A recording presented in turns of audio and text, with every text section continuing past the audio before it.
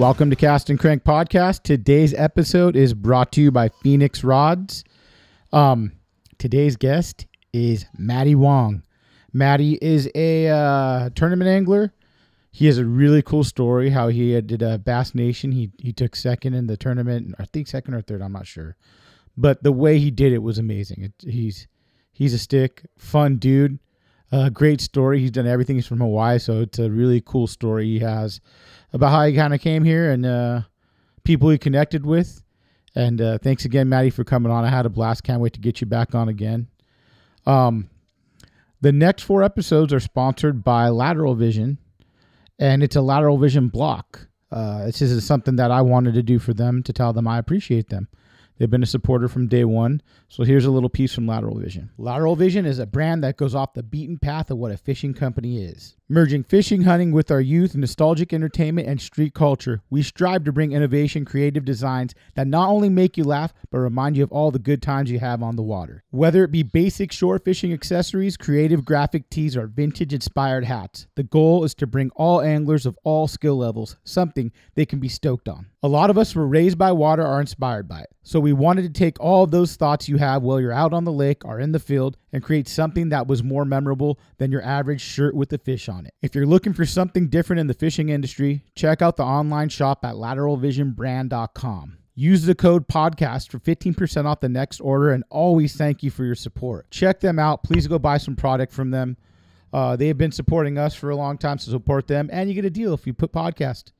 It's a Cast and Crank deal, so please check them out, guys. Next thing I want to talk about is the 200th episode this Saturday. If you guys want to get a chance. If you guys want a chance at winning an M1, reel to be announced. I'm not sure yet, but you will get a reel. Pearl swim baits, Rhea swim baits, and Demiki gear, and also a performance tackle gift certificate to get some hooks to match those baits. So if you guys want a chance at winning that, go on the Instagram post that says 200th episode. It has a calico on the front of it, and ask a question about calicos. You guys will have a chance to win that whole kit. Next sponsor, No More Nasty Nuts. Come on, guys. I need you guys to grab a pair of these for the end of the month. It'll help the podcast dramatically.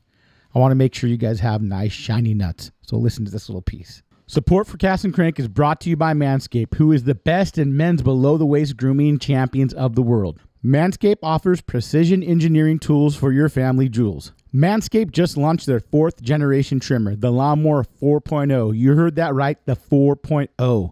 Join over 2 million men worldwide who trust Manscaped. With this exclusive offer for you, 20% off free worldwide shipping with the code, listen to this, Cast and Crank at manscaped.com.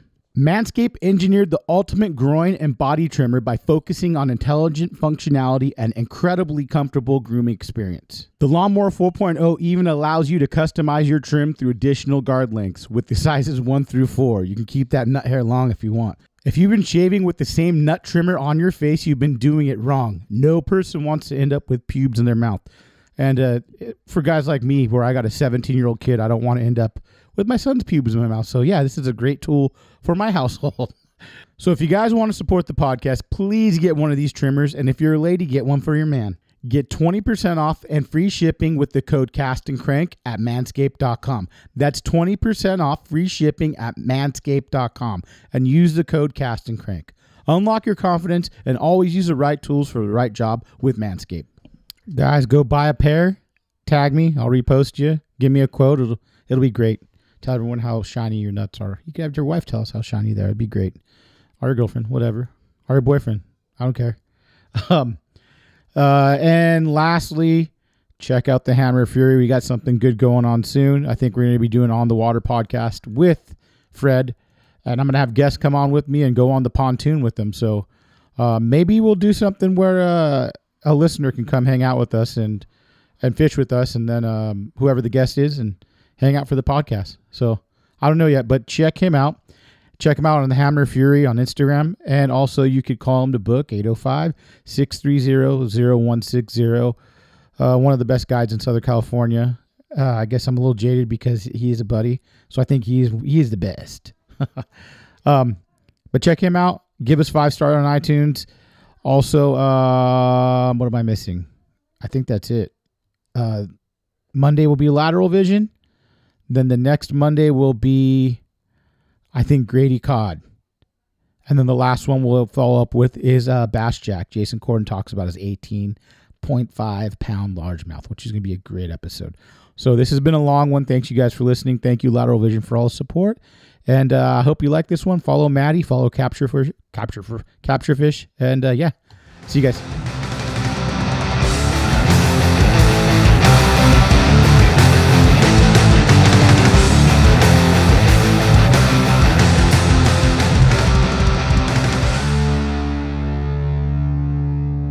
It's just, it's just bullshit like that. Yeah, but yeah. We'll start. Everything's recording. I do this as a promo still. Okay. So I'll still record you. And I save it, so maybe one day I'll put it on YouTube. Yeah, no worries. I don't have anything in the earphones here. I'm not sure if that's... I probably didn't plug it in. Sorry. No, you're good. I just figured... Oh, there we are. Try it now. You can hear it? Yeah, I can hear it. Good? Yeah. Up or down? Maybe a little bit more. Wow, you must have fucked up ears like me. Dude. Do you have the permanent ringing? They're not permanent, but it's starting to get... I have the permanent. So it's on 24/7 for 3 years. Oh, my God. It was because they say it was music drums, but I think it's because of Cipro. I took it and had a bad reaction. But Cipro, really? The ringing, I went into the doctors and they're like, you hear ringing, sure? And I'm like, 2.2 to 2.5 hertz. Wow. So I took the test. They got to 2.2. Couldn't hear it. No way. They're like, wow, you're pretty close. And I'm like, yeah, I used to be a recording engineer, so I know. Like, I got it. I know the tones. I'm on it. I can hear it all. Maybe down 25% from here. The headphones? Yeah, headphone volume. That better? That's, right there, yeah. Yeah, because it's like, he's a musician too, so, man, you do everything. Play music, you fish. You can play music good, you can fish good. Do you do video? Yeah. Or photography? I went to film school and then dropped out, and then now I'm working in photography. Did you go in LA to film school in LA? No, I went to film school in Hawaii. Oh, really? Yeah. But it was like a pretty interesting deal. You didn't like it? I mean, I liked it, but it was still a new program. So they were still trying to develop their curriculum and all this stuff. And so it was definitely like, you can tell that they were trying to try out a couple things. Yeah. And you're like, come on, guys, you shouldn't, we went into the studio, and I remember the professor was like, okay, we're going to do a lighting seminar today. And then they didn't even give us an example or anything. And they had it was a couple Mole Richardson and one 1K hot light, and didn't give us any lighting schemes or anything. Okay, now make something. And then the head of the studio watched a bunch of students just shuffle and bumble around with gear, and they're hot lights, so you can burn yourself too. So at the end, I'll never forget it, because the studio head went up to the professor and was like, hey, next class you should probably give them an example or two before you just let them play around. People can get hurt. Yeah, because people can get hurt. And I'm just watching this, and I'm just man, I don't know if this program's right for me. And then at this same time, I was making films with a group of friends, and we were making these pre-contact Hawaiian films. Okay. So all in Olala Hawaii, all in Hawaiian films, and about Hawaiian fictional Hawaiian stories, but take place pre-contact. And I remember I took this indigenous filmmaking and aesthetics class. And the day that... Is this something you could only take in Hawaii too? Probably. Yeah. I mean, in any type of indigenous filmmaking, and I guess it's something. It was more specific to Hawaii there. Mm-hmm.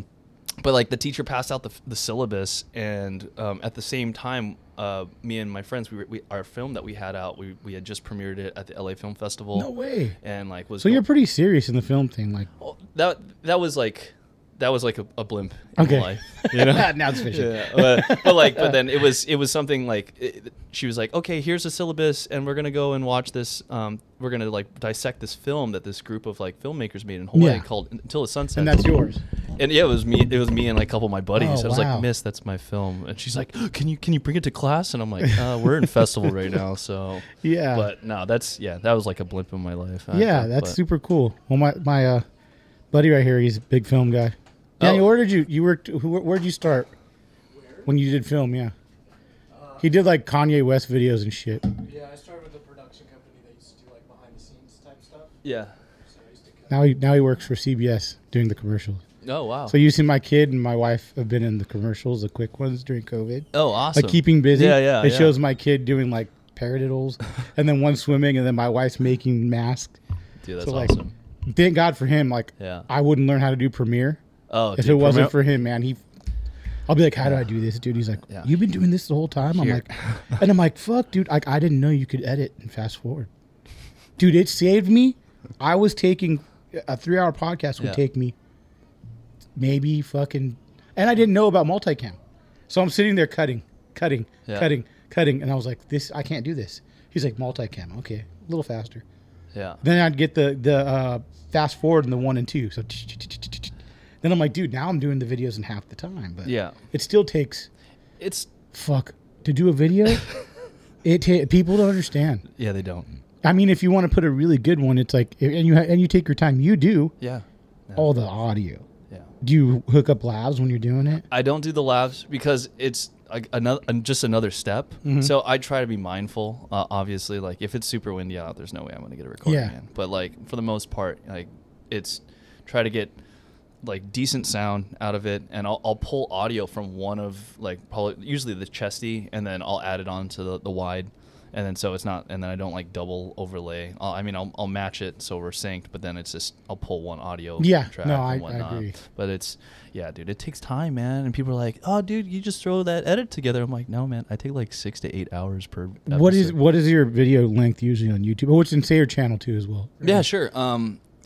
My channel name's Capturefish, and it's one word, Capturefish, and it coincides with my Instagram, and it's basically anywhere from like 10 to 20 minutes. I like to keep it in that sweet zone. I want to start doing a little bit more how-tos and whatnot, and then that way I think I can appeal to like a wider demographic versus just like tournament heads. That's or like the truth. and so it's because my brother who lives up in Washington is he's like, hey man, like how do you tie up a drop shot, or like what's a Texas rig?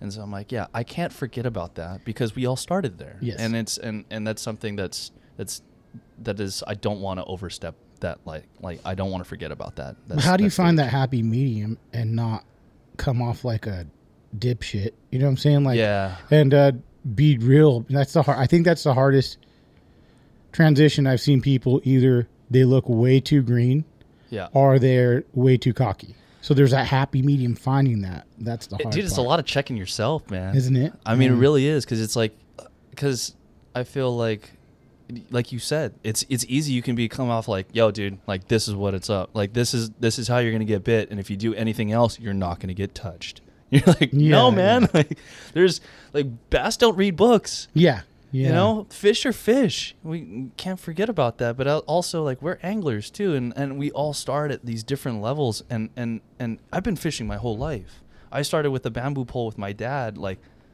I read the Bass magazine with that article. Online. Oh, really? Yeah, it was really good. Oh, thanks, man. That's a cool. You have a great story. I want to talk all about that. That's a crazy thing, but.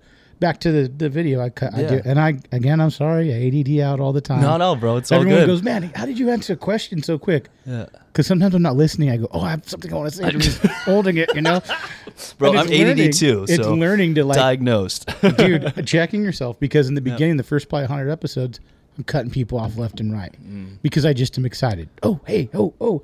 Yeah. And then you got to be like, okay, step back. Yeah. I've listened to podcasts for fucking 15 years. Yeah. Joe Rogan, when it was like episode 100. Like when it was real shitty. Like when the good stuff was when people were getting trashed and passing out. And that's wild. That's some OG Joe Rogan. Yeah, but I mean, the videos, taking your time and knowing. There's only a couple people where I've seen their videos and I go, wow, you did something. Like, do you ever Dude Fish? You know who that is? Yeah, I've seen Jordan. Some of his stuff. I want to get him on. He worked with Taylor Swift side by side for like 5 years, dude. Oh, wow. And people don't know that because he's kind of like, I'm doing a different route. No, for sure. But he came over and did like Kelly's walkthrough on his boat and mine. Yeah. And we were talking. I'm like, dude. He's like, I don't like talking about it. He's like, but like, I was there a lot of the time, like taking pictures. And that's the crazy thing is like you, on the other hand, I've been making films and went to school for this. So it's like interesting to hear that. Did you take photos as well too? Yeah. So like I'm it's weird because so Capture Fish is also like a content suite for the fishing industry. Okay. So I generate a lot of content for Megabass and a couple other companies, and so it's kind of like the all-inclusive, like I want to say like almost one-stop shop when it comes to content creation, where it's not only video creation but it's also still photography. But that's awesome. yeah, but So you pretty much put your two hobbies together. I try to, man. And that was like what I was trying to think of, like a name too for the longest time. Like, and it's something I've always wanted to have my own fishing show. Like growing up in Hawaii, watching Mike Sakamoto as a kid was like, oh my God, I want to have my own fishing show. Like that's something I want. But I was also so insecure about it where I'm like, I want to put out a polished like product.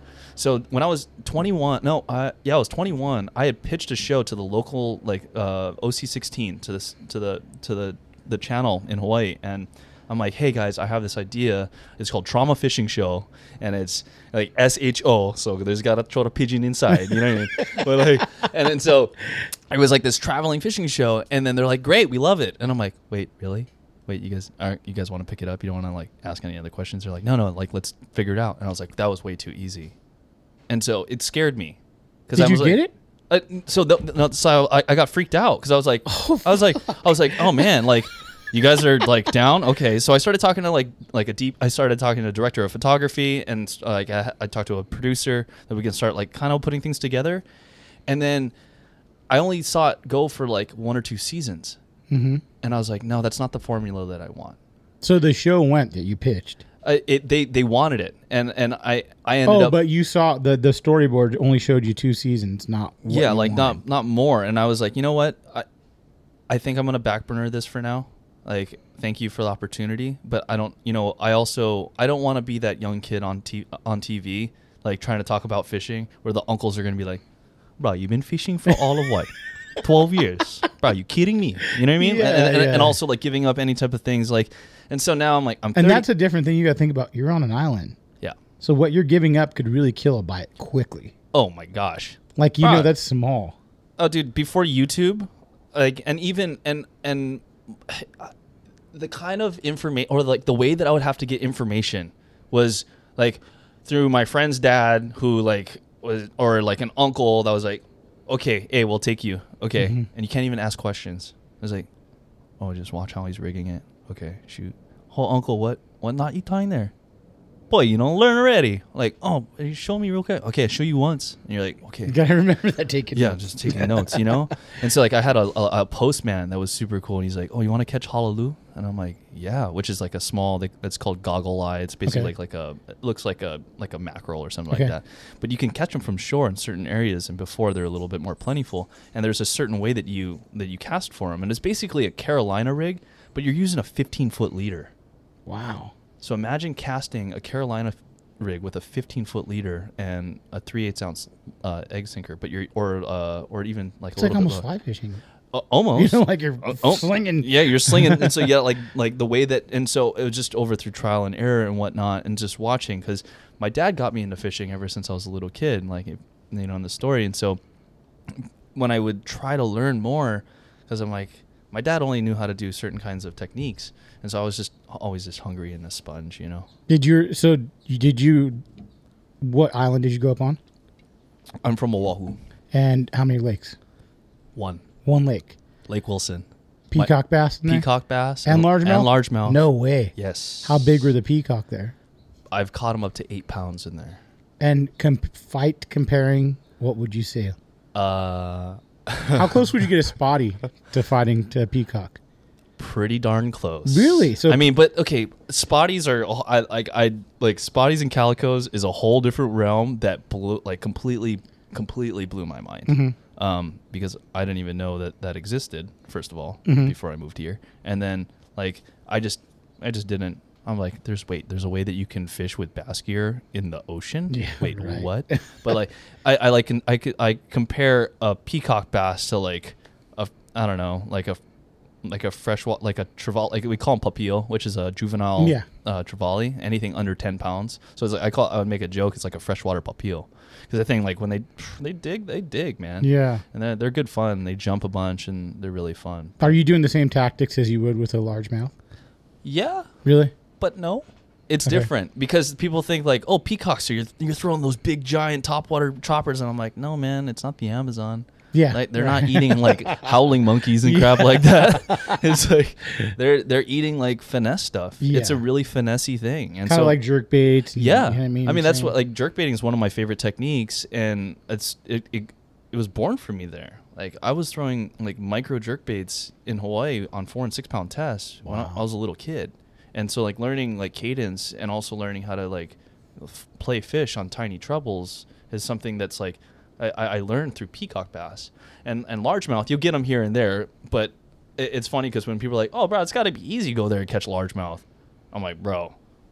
Not at all, right? It's like catching a 10-pound. Like, it's not as, you know, it's relevant, you know, but it's, like, they're hard.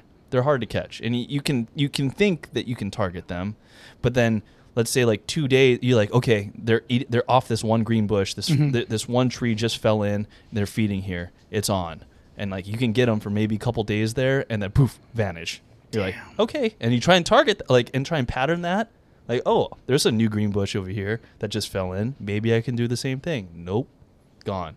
So it's. And were you fishing with like on a boat or shore most of the time? No, actually, I was super grateful because growing up, my dad had this tiny little aluminum boat. And it was a game fisher, and it was, I think it was like 10, it was like probably, I think it was like 12 feet. Okay. And it was he kitted it out, carpeted it, had a trolling motor. It had we had a 6 horsepower 2-stroke Evinrude that was his kicker on his Boston Whaler when he was younger, and and we still had it from like the 70s. Yeah. And so that was like, okay, let's go around the lake. And so how big was the lake? It's 6 miles. What lake would you compare it to? I'm bad. Oh man, it's size wise, like locally. Oh, it's hard because it's narrow. Okay. So it winds pretty far. It's interesting because it kind of looks like a mini Nasi. Okay. Like a mini Nasi minnow. But it has a bunch of like little like offshoots and whatnot. And it's relatively narrow, but you have a couple sections that kind of open up in these bigger basins. Mm-hmm. And those are always it's fun because you can like target schooling peacock bass in those areas. But damn. Yeah, dude, it's fun, man. If you're out in Hawaii, bro, we'll get you out there. So you fished pretty much till when did you move here? January 10th, 2013. So not too long ago. How old are you right now? I'm 33. Okay. So you're still pretty young when you moved out here. Yeah, man. Was it on your own or? Yeah. Oh, no way. Yeah, man. You're like, I'm just going to go to. It's funny because, so I was playing music, I was acting. Acting too. Yeah, acting too. Have you done any movies or any commercials? Yeah, I don't here? Yeah, I did it for a little bit out here too. Anything that anyone would know, like an Oreo commercial or like no, I did like a Honda CRV, like the first like Honda hybrid commercial. Oh, no way. So that was fun. But then I did I played an Asian gangster on a show called Perception and got arrested. No way. And then I also got arrested in Hawaii 5-0. And so I was like, this is a trend. I don't think I want to do this. I don't want to become a cast type. Asian / yeah, whatever. I'm like, yeah, who's this like Asian-ish dude? And I'm like, and so I'm like, it's not for me. I also saw like I recently read for a role for like this HBO show that's shooting in Hawaii. No way. But like I haven't read for something in years because my passion's changed. I mean, it's not changed. I should say it's redirected.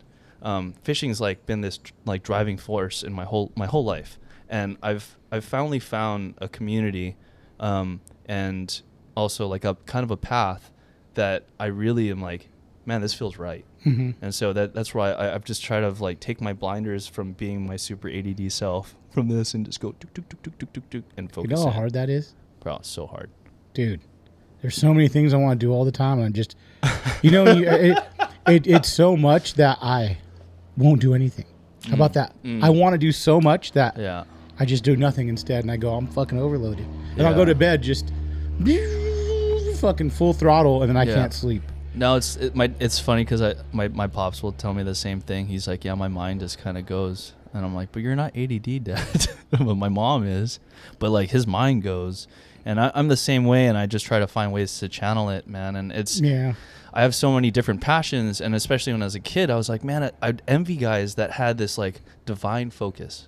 Yeah. The way that they can just put all their attention and all their energy into one thing. And if I were to think, throughout my whole life, what was that one thing for me? Fishing. You think? Yeah. Music? Music's been a part of my life the whole time as well. But in the past couple of years, like, I'd only gig when I go home. So Are you gigging here too as well? I just recently kind of got nice. like kind of picked up a little bit by like, and I'm not fully committed to it yet, but started like playing horn up in Ventura. I saw a video. That's fun, cool. Yeah, it was fun, man. I've just started jamming with those Can guys. you play lately. the thing from Lost Boys? Yeah. That's Dude, what I want to know. I hear like that, like, dude, play Careless Whisper, and I'm like, I got you, bro. Here it comes. I know. You get that. I'm sure you get that shit all the time. Dude, all the time. I was the sexy saxophone player for Halloween, and I had fun with it. Oh, so you moved here at 22? I was 24. 24? Yeah, and just about to turn 25. Were you established fishing then? Were you like pretty, like, did you do any club tournaments in Hawaii? Were you doing? Club tournaments weren't a thing. So there was no tournaments. You just fished. I just fished. Like, no one, and if you were a crazy fisherman, you're just out there all the time fishing. yeah, you're just fishing. Okay. That's and so I was on the lake as much as I could, and then I went in and got split a Boston whaler with my brother and I, and we got a 13-foot whaler. But I would also, like, another thing was ulua fishing and slide bait. And so for the guys that don't know what a ulua is, it's a bigger trevally. Anything over 10 pounds in Hawaii, when it comes to a GT, is considered a ulua. And they're sought after game fish, man. It's not like they taste great. It's like yellow. Well, I mean, yellow tastes good. They taste delicious, bro. But I mean, you're going after something big. Big, Yeah. but it's from shore. Oh, it's all from shore. Yeah, these aren't like it's, and like the whole practice is that you're casting a 10-ounce lead with a 14-foot rod and literally a Penn Senator 4-aught and blasting it out as far as you can, getting your lead stuck in the reef. So it's not really like a great practice either. Yeah. Getting your lead stuck, and then you clip on like a 2-pound octopus or taco or like or a pui, like a eel, and slide it down your line. And then you literally you tie your stuff down with rope, and you put a cowbell on it, and you set your So drag. you're doing giant catfishing. Giant saltwater catfishing. Pretty much, right? Yeah. And so you learn, and from there I learned moon phase.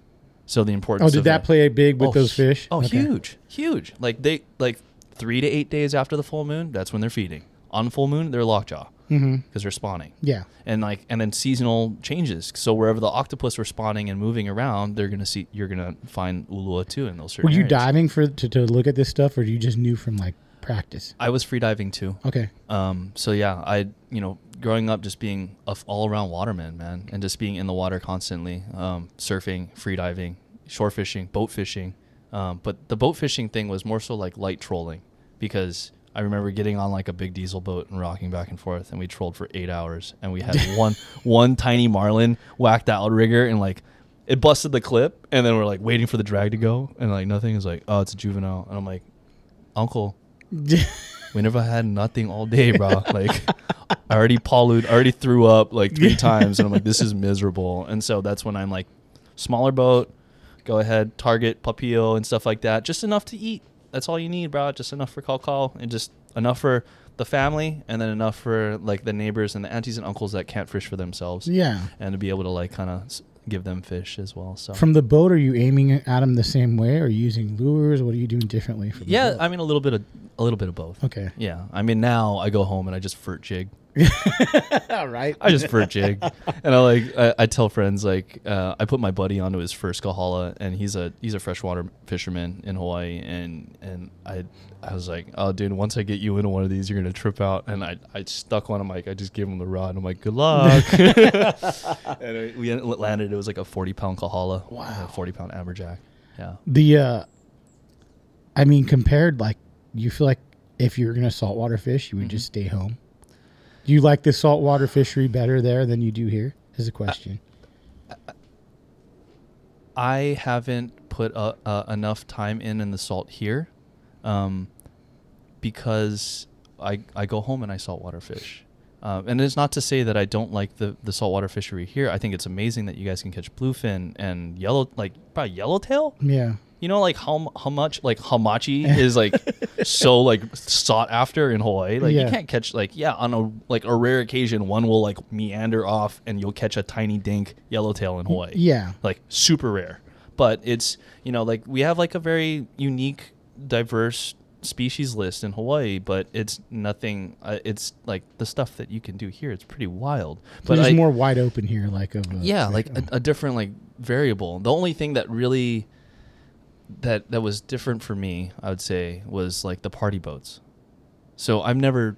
Like, they didn't have party boats. No, like there's no. I mean, yeah, you have like the charter tourist, like whatever, big charter boats and whatnot, but I've never been on like a big boat where there's like 15, 20 other guys and a bait tank in the middle, and everyone's like, "Down the rail, down the rail, I'm on," and I'm like, oh my god, yeah. And then and then the thing that killed me was I watched a deckhand belly shot a 20-pound like shibi or like a yellowtail or yellowfin and like gut shot it and then throw it over, not bleed it out, and then just let it bleed out on the deck without gilling it or without like putting it in brine or anything like that. I know that now I know that there's a couple sport boats that actually do it and like really take care of their fish.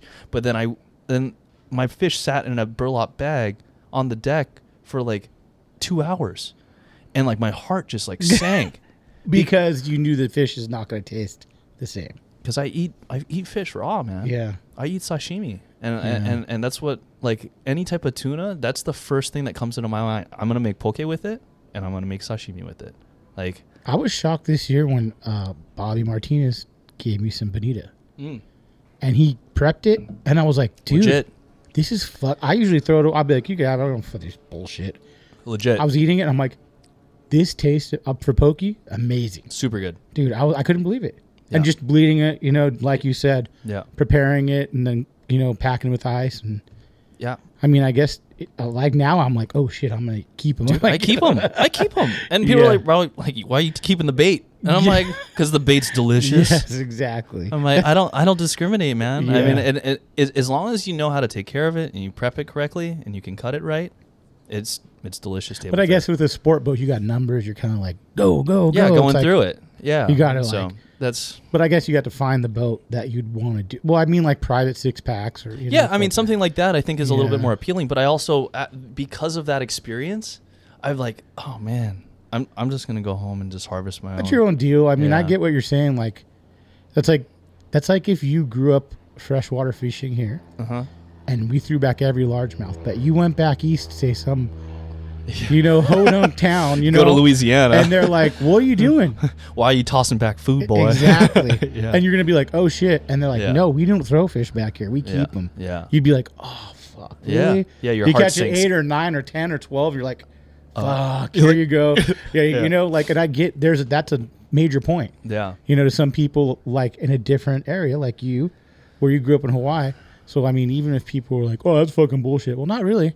Because if you freshwater green bass and you're keeping them in Louisiana, that's fine. Yeah, do your thing. So it's kind of a well-spoken point you're trying to say, It's just different, man. Everyone, I don't know. I grow up like I don't know. It's just different, No, culturally different, but I'm open to learning from like guys like yourself and other dudes that that take care of their fish well and like run smaller charters and like go and chase them.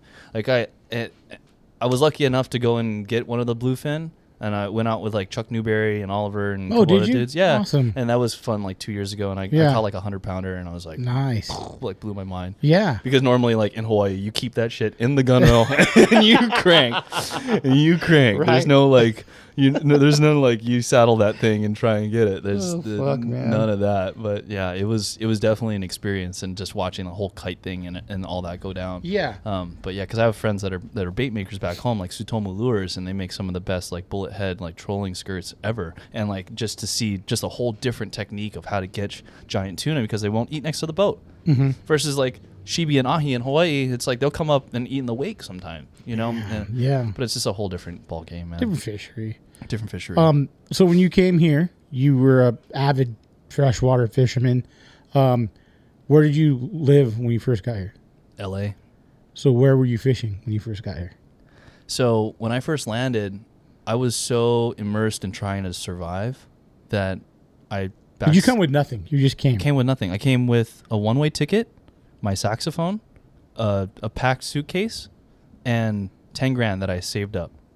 And I shipped a car that I had bought earlier on because my 95 Nissan hardbody pickup truck was going to like, because my dad went to school out here, and he's like, son, you want a reliable car because your car is your lifeline. And so I'm like, okay, I want something gas efficient and whatnot. So I sent a car up. I came out here literally with nothing. And so I'm like, okay, I'm just trying to grind and hustle as much as I can. Fishing was no longer in the forefront of my mind. It was, how do I make rent?